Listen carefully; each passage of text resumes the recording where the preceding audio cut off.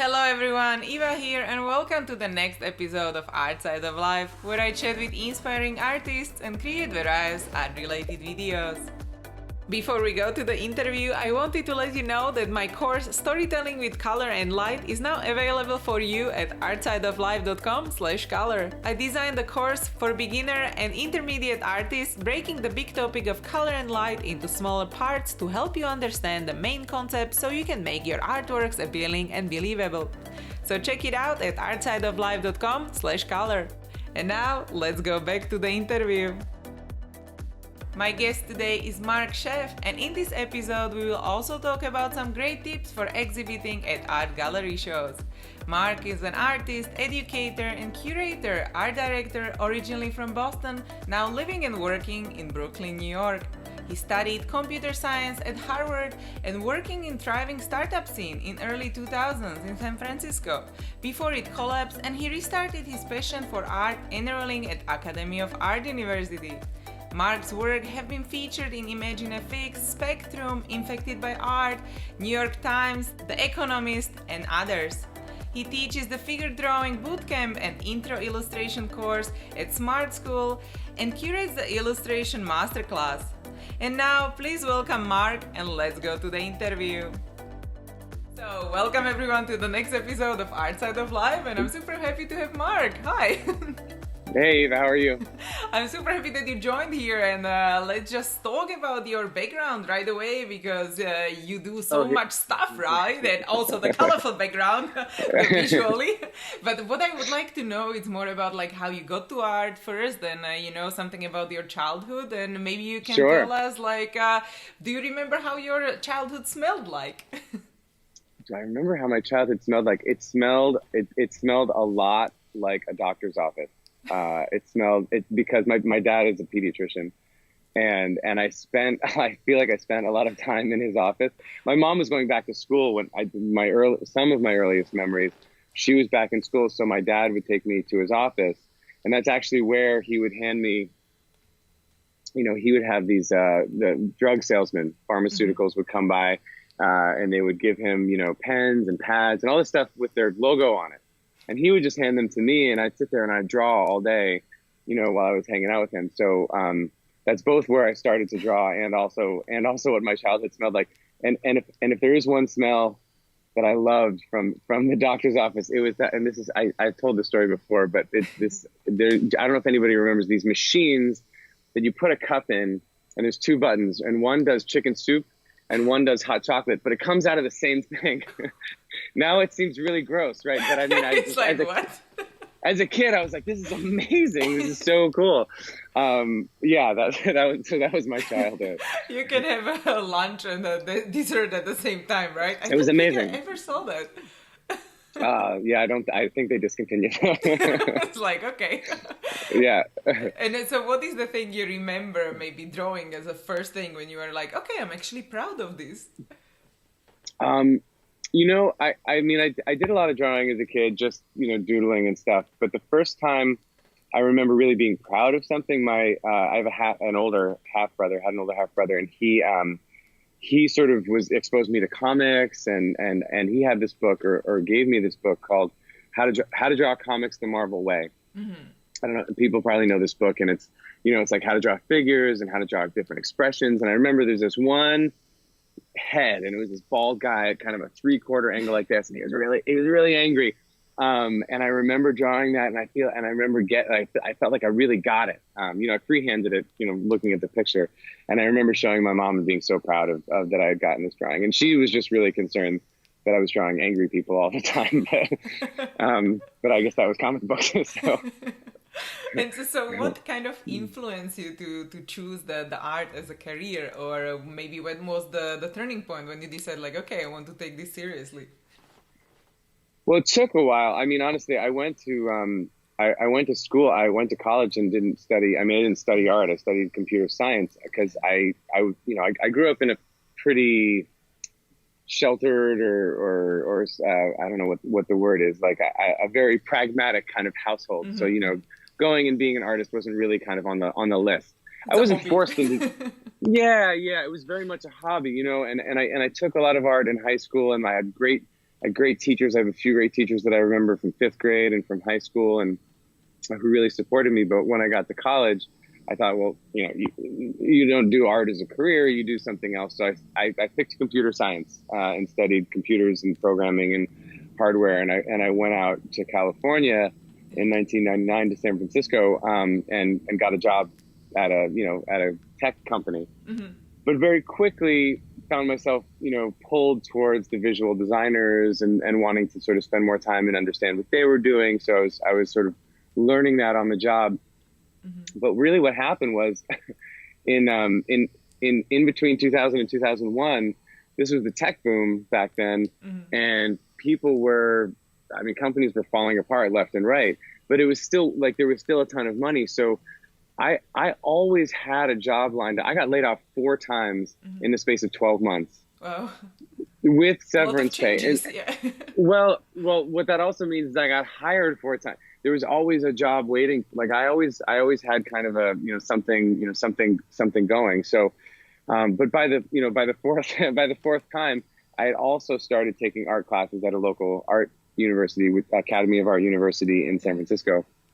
And I thought, well, this is great. I'm doing what I thought I was going to do. I'm earning money, and art is my hobby. But when I started taking these art classes, I was just like, oh, this is so great.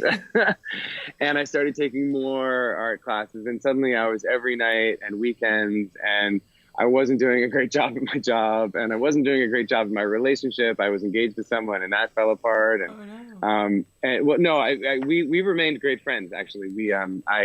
She and her now husband asked me to officiate their wedding, so we're all good.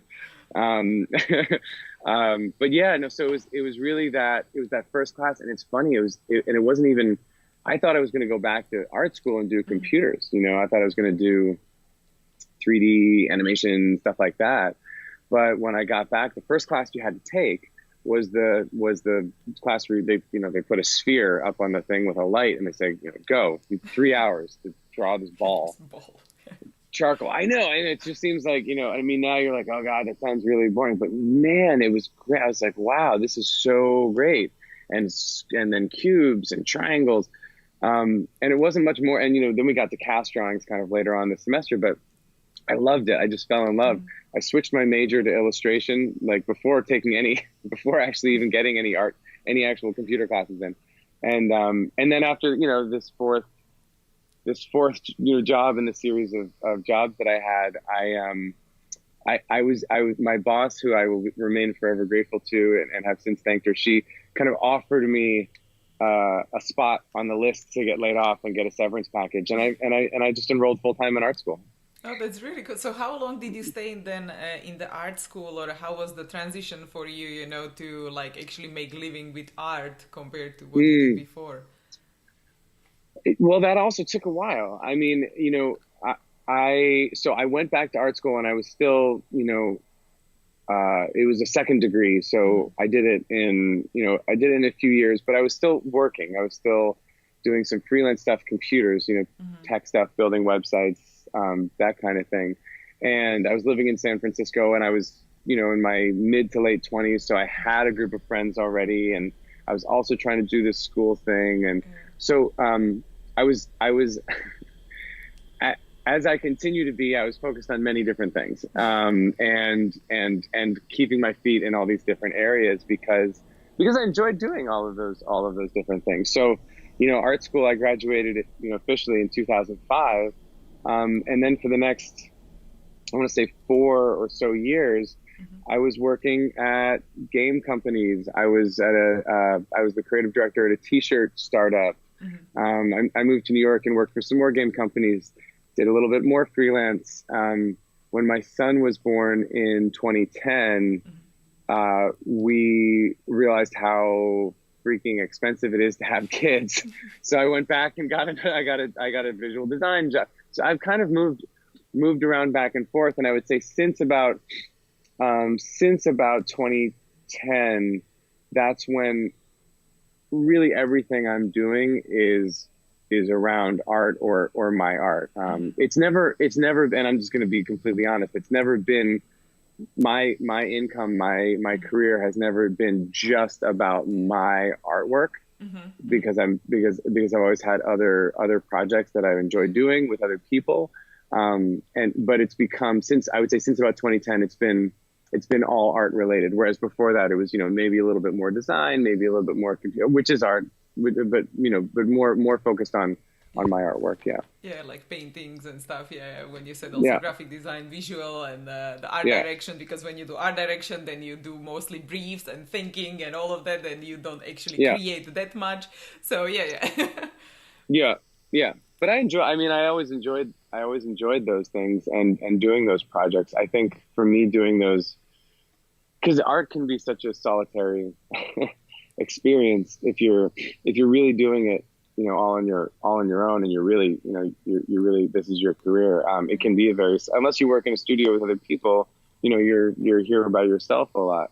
So I think doing those group projects for me was, in some ways, just a way to keep my own sanity. So then how do you do your networking, or how do you find the new projects to work on with other people? I can tell you how some of these projects started, but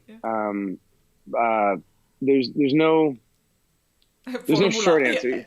Well, right. There's no if I ever needed a project, I go down to the project space and then I have a project, but there is something, and it's something that I think about a lot, and it's about, and this may sound, woo-woo or whatever, but it's, there's a way of being open and kind of listening to the world that, where you're constantly, or at least I feel like I'm constantly kind of putting things together from disparate sources. So, what's a good example? Well, okay, so the gallery that I run now, Everyday Original, we do one piece of art every day, small piece, affordable, that kind of thing. But that started because I was talking to somebody I was at the Society of Illustrators here in New York, talking to my friend Kyle, and he was saying, "Oh man, you should, we were talking about, making livings as an artist. He's like, you should do, like this other guy online and post, he posts this one still life every day and sells it for $300 or $400." And we were sort of like, well, $300-400. Well, that sounds pretty good for, if you do your morning study, you make your $300, and then you can kind of go do what you want for the day. That sounds great, but that's not the kind of painter I am. And so I was thinking about it, and I had already done this other group project, and it was that suggestion. And then having done that project and having had a good experience with that project, that we said, wait a minute, what if we get a group of people and try to do that thing? And I had the tech skills. So, I went home that night and I knew how to build that kind of website. So I went home that night and basically built a prototype of the website and sent it to my friend Kyle and said, can you help me test this out? And now we've been going for 3.5 years and helped a lot of artists, and it's been great. Yeah, but cool. It's a kind of openness to opportunity and an openness to taking those risks, I guess. Yeah, and trying out different things, and if it doesn't work out, then you do something else. And when you mentioned sorry. Oh, I'm curious. I don't know if I'm supposed to ask questions, but I'm sort of curious how you got the idea for this podcast. Yeah, because I never had someone around me when I was growing up, that they actually make a living from art. So that's why I wanted to hear more stories and just inspire people who don't have this opportunity, kind of, if you are not living in LA or other town where there is a lot of other creative people, and then you can I can do this or I can do that. And that's how it came to be. Well, exactly. That's part of it. It's so many of us are sitting at home or in our studios or wherever saying, "Oh, well, I would do this, but I don't have it here. I would go to a figure drawing workshop, but I don't have it here." And like you, I think the answer is to see how, there's nothing stopping you from making these. Yeah, it's just if you want to do, start. I want to do more figure drawing, and someone else just emailed me to introduce me to a friend saying they wanted to do more. I said, why don't we just do it here? Let's do it could just be the two of us. Why does it have to be a big thing? Yeah. Before we continue, let's thank our sponsors. Are you looking for a top quality print shop and online store to sell your art prints? Then you should definitely check out InPrint. InPrint has been helping artists print and sell gallery quality prints of their work all over the world for over a decade. Created by artists for artists. InPrint ensures that you as an artist get your artworks printed in the highest quality and you earn the highest percentage compared to the others in the industry. The online gallery at inprint.com is curated by the members, resulting in a beautiful and unique collection of work. Support your favorite artists, discover new ones, and start selling through your own gallery today. And because you are part of Artside of Life community, you will get a special 10% discount with the promo code ARTSIDE. Don't wait, visit artsideoflife.com/inprint and use promo code ARTSIDE. If you love discovering and trying out new art tools, you should check out Art Snacks. When you subscribe, you will get a box of high-quality art supplies every month. I have already discovered so many amazing new products, limited edition tools, and exclusive supplies only available to subscribers. Art Snacks definitely helps me to get more creative and try different art techniques every month. There is also Art Snacks Challenge, where you can share your artworks using only the tools in the monthly box. You also get to join the Art Snacks Mix community, where you can talk with other artists like you, inspire each other, and improve together. And because you are part of Artside of Life community, you will get a special 10% discount with the promo code ARTSIDE10. So don't wait, visit artsideoflife.com/artsnacks and use the promo code ARTSIDE10. If you are a digital artist, you will love AstroPad. AstroPad is an app that turns your iPad Pro into professional wireless graphics tablet for your Mac. I use it to work with Photoshop and Illustrator to create highly rendered artworks for my clients directly on my iPad. I was super excited to discover AstroPad because the painting apps available on iPad don't have all the functionality like Photoshop. With AstroPad, I can use all my favorite and custom-made Photoshop brushes, which is super cool. And because you are part of Artside of Life community, you will get an exclusive 10% discount on AstroPad Studio licenses. To get started, go to artsideoflife.com/astropad and enter the promo code ARTSIDE. And now, let's go back to the interview. And so when you mentioned like these artworks actually that you can sell online, if someone who is listening now, they will be like, oh, can I join this group? Is that possible to join or? Oh, Everyday Original. Yeah. We have a submission thing on our website. It's, it is, yes, it's possible to join. It's difficult because what we do is we have a few artists who post every month.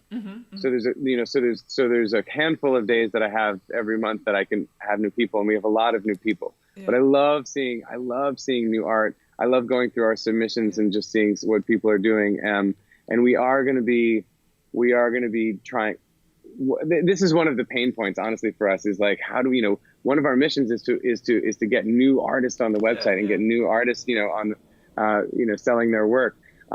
But we also have to have some of these people on the website who are probably going to sell their work most of the time because it helps, because it's a business and we need to keep going. So yeah, there's a submission form on the website. I'd love to see new stuff from people. And we are right now going to be doing some experimenting in the fall with how to get more people on the site without totally changing everything and alienating everybody who's been following the site. You know what I mean? Super cool. So we can put the link in the description, and then everyone who's listening can check it out. And as you mentioned that this project, what are the other projects you are working on? If you can give us more examples, so people can get more inspired. Oh, sure. Well, it was another thing. So when I was doing, I'll start at the end. We have a website. My business partner and I, Lauren, we run this website where we give away a lot of free information for artists on how to run their art career.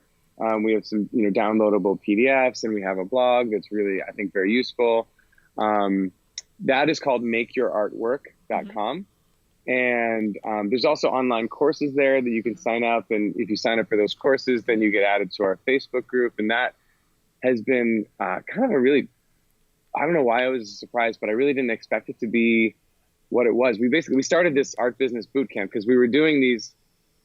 Lauren and I were both. Lauren's a creative director at a book publishing company, and I was doing art direction for a video game merchandise company. And we were talking to each other and saying, well, we get questions from artists all the time, and it's a lot of the same questions. And it's new artists coming in with the same questions, or even sometimes people who've been around a while just wanting to kind of refine their thinking. And we said, wouldn't it be great if we just had this information somewhere that people could just have it, and kind of get the cheat sheet? Because then when we talk to people, we could get to some deeper stuff, some really interesting stuff. So we put out these PDFs, and then we started doing live talks. And then we started people said, oh, I can't come all the way to wherever you are. And so we put them online. And so now we have, we're in the middle of running one of the courses now. I don't know when this podcast is going to go out, but maybe by the time it comes out, we'll have an open registration for people to take, to get the information and join the Facebook group. But the Facebook group, so we decided to do this Facebook group just as a way, of having people stay kind of connected. And it's turned into this crazy, awesome resource. There's, people are asking questions, and before we even have a chance to get in there, everybody else in the group is offering information and answers, and they're creating documents with resources for, where to get your printing done, or where to get other forms of education. And it's just sort of grown into this thing. And so now when you sign up for our course, you get added to this group, and it's, that to me is like just this incredible resource. But that's one of the projects that we do. And it's just sort of, it grew out of this. I mean, Lauren jokes that it's like us being lazy. Like, we wanted to give people information so we didn't have to say it over and over again. But it's grown into a real resource for people, and it's been an interesting and not always easy, but rewarding project for us. Yeah, definitely, because then you are building a community, and then, as you said, they can help each other. Like, if they already had experience with something, and then if they want to discuss another thing with you, then you can take that topic, and so you have more ins and ins. Yeah, definitely. The community aspect is so great, and we've seen this with our group. We've seen people take the information and do really well, and come back to the group and say, hey, I wanted to share this win that I had. I went and got more clients, or I left my job and now I'm freelancing, or whatever it is. It's just so great, and they're coming back to this community and feeding the community with inspiration, but then also information. Someone will say, I just found this great new resource to do giveaways on your website, or to build your mailing list, or whatever it is. And I go in there and find all kinds of useful stuff. So so it's really, I think it's really great. Yeah, definitely. Because why did you then choose to do it on Facebook, or not maybe on your own platform? Good question. I asked. So I had a friend who ran something called Art Camp. I think it's just called Art Camp. Noah Bradley's his name, and I just called him to say, like, okay, so we're about to do this thing. You've done something similar. Kind of, what were your lessons? And he said that he actually tried doing an online forum, but it's hard to get people to go to another place. They're already on. So many people are already on Facebook, so they're already there. It's another thing they can check very easily, rather than going to another whole place. And I think he said that he moved his over to Facebook and found that people were much more interested in engaging. I have a love-hate relationship with social media, as I think many of us do. There's so much on there that is that just sort of feeds my own assumptions or my own biases, and I get frustrated with that. But what I do now basically is I go into social media, and I look at these different communities that I'm a part of, more than I do my feed, which or even my own profile. But I'll check in on this community, or I also teach with another online school called Smart School, where I teach drawing and illustration. So I'll check that group, and I'll check the business bootcamp group, and we have other courses on the website. So I'll just go in and check all these groups and interact with my communities that have grown. Yeah. And so how do you then manage all of that with the time when you are part of so many different projects? Do you do like process batching, like one day this, another this, or like you have evenings for social media, or how do you do it? Oh man, I used to have a lot more time for social media until it drove me crazy. It's a good question. I'm a big I read a lot about and study a lot about habits and process and skill building and how people do this stuff. There's a number of, we actually review some of these books. We actually review on our website, the Make Your Art Work website. We have a blog where we post like summaries of the books that we read. And I'm reading a lot of books around. So for example, one I just read was It's on my desk in the other room. I think it's called The Little Book of Talent. Mm-hmm. And it's like it's a cheat sheet size book, with just different ways to build skills. So the way that applies to my schedule is that's how I try to approach it. I think, well, if I'm trying to build, so for example, if I'm trying to build skill, actually making artwork, I need to spend time every day, doing at least a little bit of that, and doing all of the kind of exercises in the book through my artwork. Similarly with, as you must know, with this kind of stuff, there's a whole business aspect to it and a marketing aspect to it. So I try to give myself, what I do is I keep a notebook. I have a notebook. I have it, again, all this is in the other room, but I have a notebook, and in that notebook, I have kind of my ongoing list of things that I need to do for each project. And then what I'll do is in the first column, I'll just start moving stuff over. So every day I'll move the 3 or 4 things that I really want to get done that day. And it's usually one kind of in each category of things. So there's some studio work, there's some computer work. I'm also a human, so sometimes these things get messed up. Sometimes my kids are sick, or, something's broken in the house and I need to fix it. So there's, life stuff that gets in the way. But I think the thing that really, the thing that makes it work for me, and I was telling my wife this the other day, is that whatever happens, I just don't stop. I don't, I think breaks are good if they're intentional, like or if you need to take a break, but that's not what I'm talking about when I mean stopping. It's like if I'm hitting a wall with one activity, I have something else to go to, so I can keep moving forward. I try not to let those things distract me. It can happen where, suddenly it's Wednesday and you realize you haven't done anything on one of your major projects because you've been focused so much on another one. And that's the part where you can't get, I think it's very easy to get frustrated and say, oh man, I haven't, painted at all for the past 2 days. And you can kind of let that stop you from painting that day or the next day. And you can let that kind of snowball. So I have lots of little tricks for myself to help me get into different kinds of things. So for painting, for example, I have, number of different sketchbooks, and some of them are very small, and some of them are just for me to just pick up the pencil and start making something on a page. And once I start in on that mode of thinking, I can usually move on to one of my bigger paintings or resin works. Yeah, and then you can also make a gallery show from collection, right? And these kind of things. Oh yeah, no, I got this. I totally stole this idea from a friend, and I don't know why I didn't think of it before. I have some sketchbooks. I have sketchbooks where one is for head studies that I like doing head studies. One is just for walking around, drawing my kids. If I'm drawing my coffee, wherever I am, it's in my pocket. It's my wallet actually. It's just a sketchbook, and I stole that idea too. My friends Matt and Rebecca both do that. And I have one that's just for thumbnails. So that's one where if I'm ever, if I get up early, like on this weekend, I got up early, my kids were actually kind of occupied doing their own thing. So I pulled out the thumbnails and I just, I'll just generate ideas.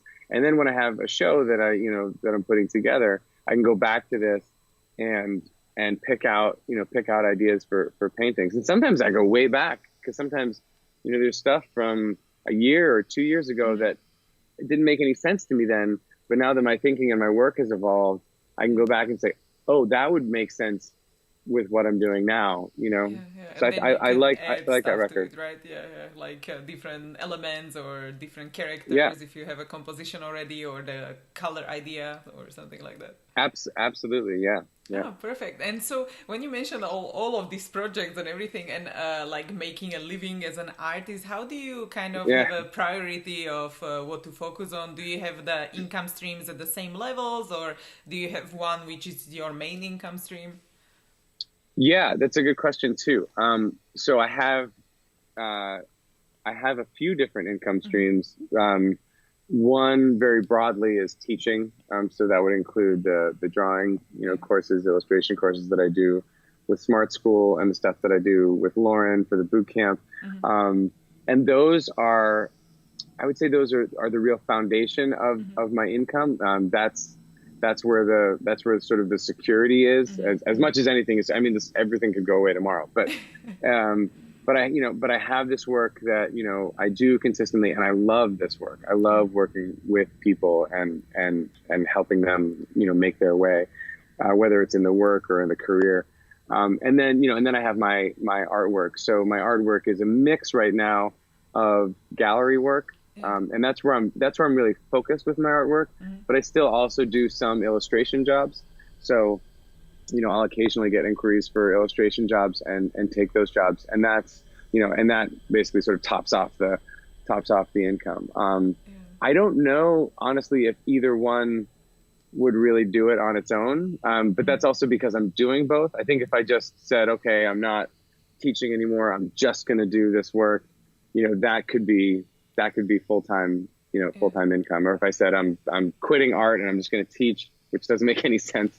Because if you want to teach art and don't do any art, then it's like, oh. I feel like you need to be doing it a little bit. All of my favorite teachers were also making work. They may not have been in big galleries or super famous, but they were making work. I mean, I remember in high school, my teacher, Mr. Buckley, he would teach us how to do all kinds of different stuff. And he always had these, I just remember these big sculptures he was doing, and they looked like almost like pottery, but they were huge, like, I don't know, 4 feet tall, and they were in sections, and he was, carving into them. And he was always making something on his own. And so there's, I think for me anyway, there was just sort of a respect that I had for him, that he was, I didn't care what he was doing with it, but he was exploring, he was making the work. And I think that's also influenced me in terms of where my own career is going, is that the examples that I had were people who were really, they were explorers. They were exploring the media. They were exploring different ideas and motifs in their work, as much for themselves as anybody else. Yeah, and then when you had also this kind of like a mentor or someone who advised you maybe which areas to try, or do you have someone you consider a mentor? Always, yeah. I have a few people. I mean, the woman who I first comes to mind is Rebecca Gay, who has had a brilliant career in illustration, and now is having the same brilliance in the gallery world. But she's a great friend and also a mentor. She's the person she's the person who, because she also runs the school. She runs the school that I teach at. So she also has kind of a couple different things going. So she's the person that I go to and say, you understand everything. You understand doing all these different things and having a family and, and having a house and kids and all this stuff. So she's the one I go to for feedback on that stuff. But there's a number of people that I also, that even in my peer group, who I would go to and say, I want to bounce ideas off of. I do think having a mentor. I mean, I've heard a lot of people say, please, go find a mentor. Like, that's a really important thing. I think it is. I think it's an easy thing to say, and it's hard to do. I mean, it's like you asked before. Do you just go to like the mentor shop and kind of pick one and go? Cool. You don't. Which would be really cool, but also probably I think these things happen organically, as it did, through real authentic friendships. Yeah. I think it can happen other ways. I think that if you can find an apprenticeship in someone's studio, or maybe you go. I've had people who I consider mentor at different jobs that I've had, who I really look up to and want to learn from, and considered friends. Yeah. And for me, that's always been an aspect of it. And do you have also like a mastermind group or something, like, because you have like working partners, right? So you can like talk about different ideas and like bounce off and get feedback. Do you have someone who you always meet like once a month or once a week? Well, I have my Lauren, my business partner. We meet once a week to talk about, all of our projects. And it's funny. There's a few of us talking about who are doing this kind of. We're doing our own art, but we're also doing this kind of education. We've talked about building a kind of mastermind group for that. But right now, I would say my mastermind, if I had a mastermind group, it would be the people that I've organically connected with. So Lauren's one, Jennifer is this woman who works with us on a sort of consulting basis, but she's also someone that I go to and say, she's much more in the sort of, I guess I would say marketing side of things. So she's someone I go to and say, okay, we're thinking about launching this new course. Let's talk about everything. What do we call it? How do we organize it? How do we talk about it online? Do we want to do advertising or not? Let's try these different things. And we sort of make a strategy, a game plan with her. So she's a little more of a consultant, but she's also someone who has a lot of experience and is someone who is working on her own art. So again, I like these people who are like me a little bit, who have feet in these different worlds, because I think they get it. Yeah, because then you can combine different skills, and it's not only about the artwork, but how you can make everything work together. Yeah. I mean, you understand this as much as anybody. Yeah, thanks. And how else do you do networking? Do you go for some special events, or like either the drawing classes or some meetups or something like that? Yeah. Well, when I first, like I said, I mean, I'll take it back to the first question you asked. When I first moved to New York, I didn't know anybody, so I went to a figure drawing meetup. And I went a couple times, and I actually met my friend Martin, whose wedding I just went to, and we became friends and stuck together over the course of the last 10 years. Yeah. So that was a great experience. But that figure drawing session closed, so I started my own. I used Meetup.com and started my own figure drawing group, and it grew, and then we handed it off because I couldn't run it anymore, and so I handed it off to someone else. And I don't actually know if they're still doing it because I moved on to other things. But I didn't have a thing that I could do out there, so I made it. Yeah. I think that sentence is kind of how I run my life. If I want to do a thing and I don't see it, I figure out how to make it. But networking, yeah. So I do a couple of events a year in person. Mm-hmm. Some of these are more focused on where my illustration work, the events that I consistently get to. But now, in the past, 3 or so years that have been, 2 years, God, it seems like longer. In the past 2 years that I've been doing, really, it seems like a weird thing to say. I've only been doing this for 2 years, the gallery work. Fast, but right? Well, yeah, I mean, it feels like it, and I do go to events, and I'm lucky. I live in Brooklyn, so I can usually make things that are happening in New York, and there's a lot of great galleries here in New York, and on Long Island that I try to get to for a different opening, and meet people that way. But I also, so that's the caveat being, I think the best way to meet people is through other people. So the people that I really know and get to know has been through, guys like Martin or people like Rebecca or even teaching, teaching at this school, at the drawing teaching that I do with Smart School. We have special guests, from the industry, people who, gallery owners and art directors and other artists. And so, and I, because of my tech background, I run all the tech for the school and make sure the tech runs smoothly. So I actually get to meet all these people, and I get to know a lot of people through this community, and so I'm doing a lot of networking from right over there, which can be a little crazy making, honestly. So I do try to get out and do some stuff in person. So I'm trying to get to more kind of gallery shows where friends are showing and that kind of thing right now. Or, for example, the events, like selling the artworks, like on the, I don't know, festivals that you don't do right now, right? Because just like copies of prints or some other products. Yeah, I haven't.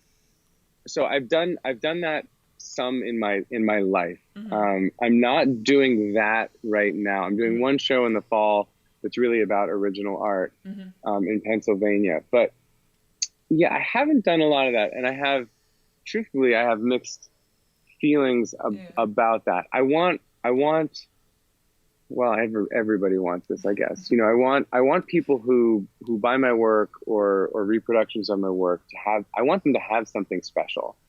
And so I've been thinking a lot recently about how to build that into my career, and I don't for me right now, it does not look like going to, you know, local fairs and selling stuff at tables, or even some of the higher end fairs. Yeah. It looks like working with galleries, and honestly, it looks like finding my audience online and working with people directly. So I have a mailing list. I'll give you the link to that as well. Yes. And on my mailing list, I'll offer up very limited editions of stuff that I'm making, and this is stuff that I'm having fun with too. Like I did a set of T-shirts, and I'm only going to make one set of these T-shirts, and they're these sort of fancy fashion tees with a V-neck, and I really like the T-shirt, and that's the thing that I want people to have. I want them to have something that I really like. I don't necessarily want to go and run a numbers game. I want it to be special in some way. Obviously, yes, you know, it would be great to be someone who can put something out on their mailing list and sell 2,000 prints. But I also, when I do that, I want even those to be special, signed, numbered. You know, I have an embossed stamp that I use. You know, something to make it really special for people.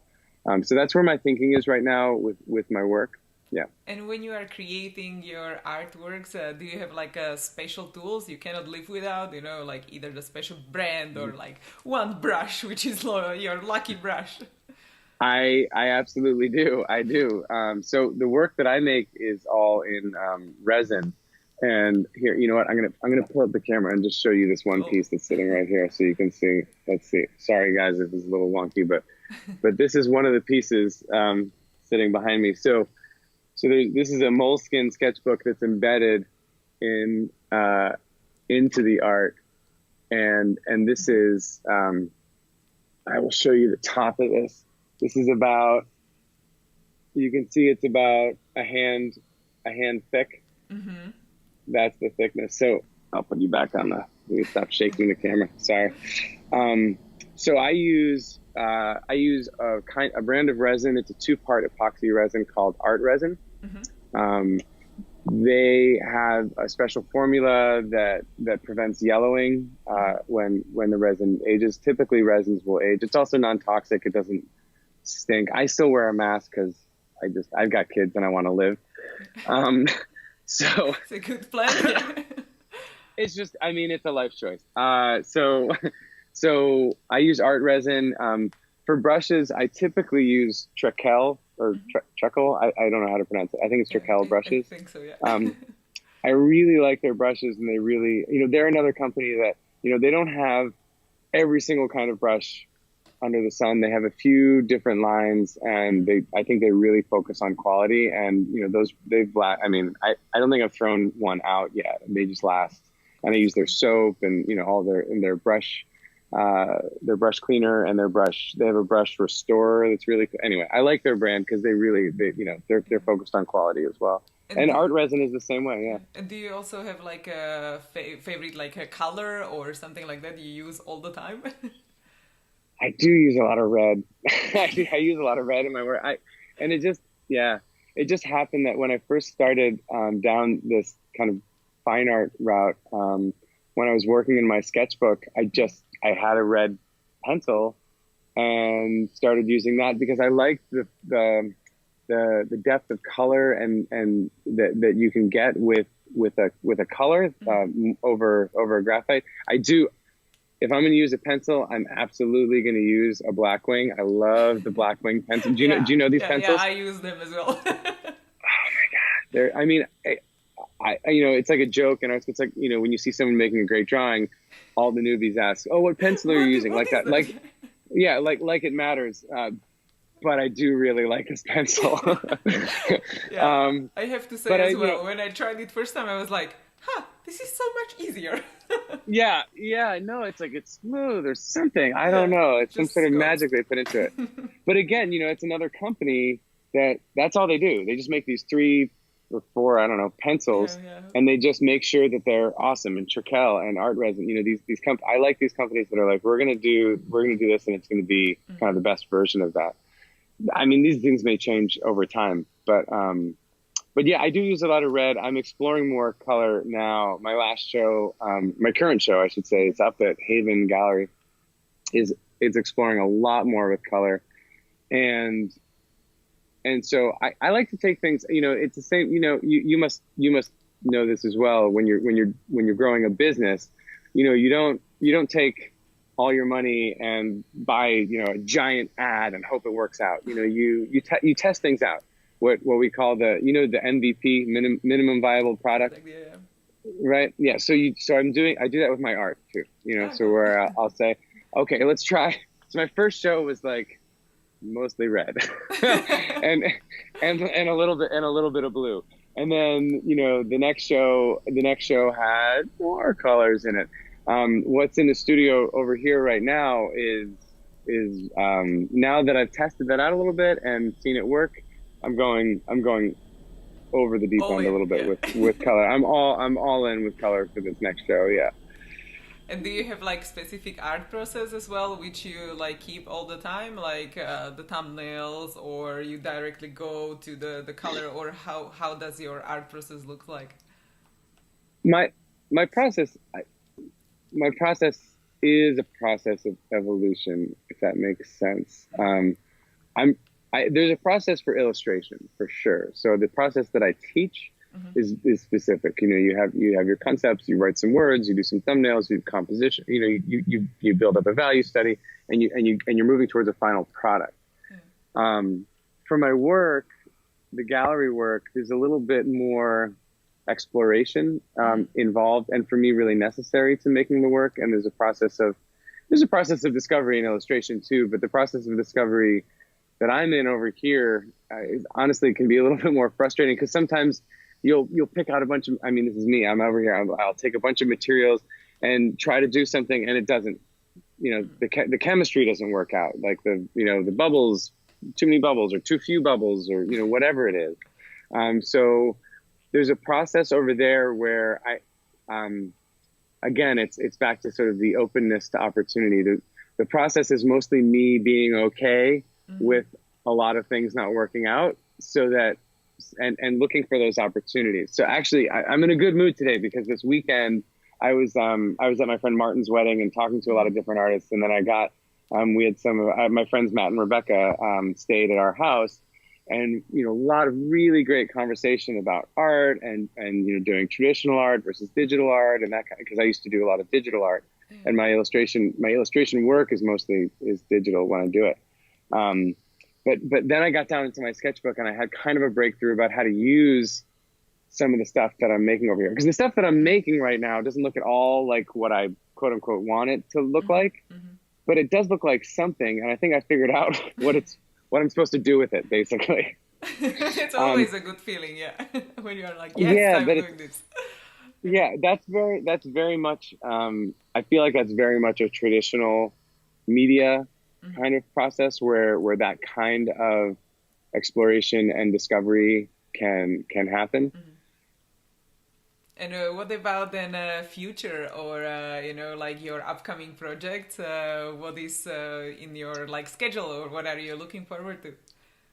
Well, the kids just got off school, so basically I'm just trying to hang on for the summer. I have two kids. They're both great. They're both they have a lot of energy. So the summer, I'm not teaching. So my summer's really focused on making work and spending time with my kids and my family. But in terms of the work, I'm working towards this show. It's called a LuxCon in Pennsylvania in October, I think, and I'll be in there. They have a juried show, and I'll be in that show, and I am really that's kind of my next endpoint for where I want to take this exploration. So my work kind of goes in waves, where I will have a show. I just had the show open at Haven, and then I probably sleep for a week, and then and then I get in the studio, and all of the ideas that I had and I've been kind of taking notes on, I'll pull that out and say, okay, well, now let's start exploring. And so right now I'm in the exploration phase, and probably in a week or two, I'll get into, all right, let's take these pieces, this stuff that looks like a mess and this stuff that feels like a mess, and let's take these pieces and start putting it together into a body of work. So I've got a few pieces over here that are designed really to push me and to push my process and my own thinking, both in terms of size and media and subject matter.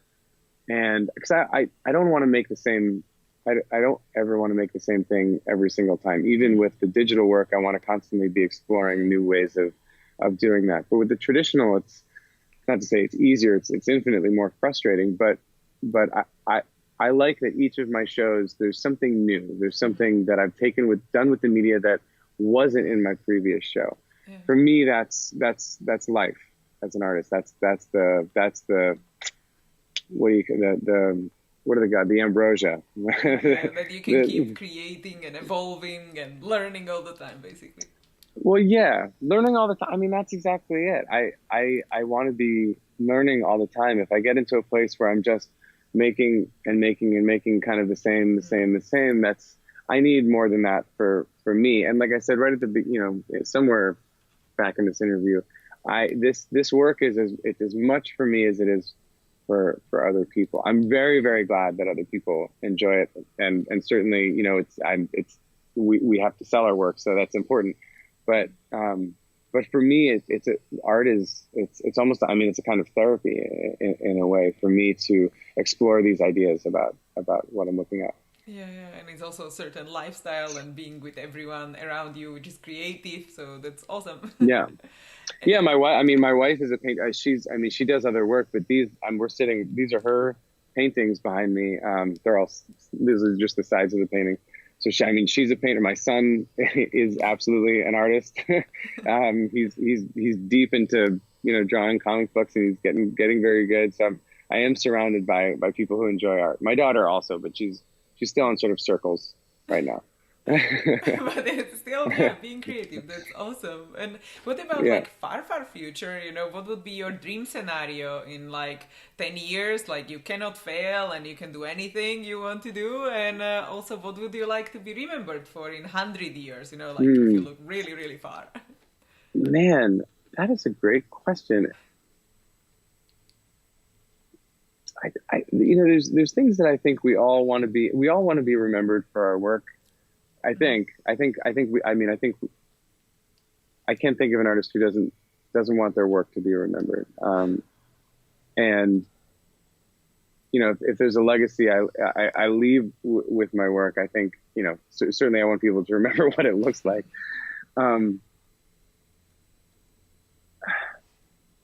It's a tough question for me, just because I do these different things. I make work, but I also work with people, and so there's something to be remembered for there as well. I had someone come up to me. This was I got a little teary-eyed when she told me, but someone came up to me, was showing me her work, and I knew this person, and I had spoken with them before, a few years ago when they were struggling with their work, and then they were a student of mine, and I helped them work through some specific issues with their work. Mm-hmm. And what she brought to me was awesome. I just looked at her portfolio and I said, this is great work, and I was really excited. And she said, well, it was that conversation that you had with me a few years ago, and then it was those things that you pointed out to me, and there's no way I would even be here if it weren't for you. I mean, I'm getting a little verklempt thinking about it. But I don't know what that is. I don't know how to codify that into language. But to have someone say to you, your work mattered to me. Mm-hmm. Your artwork.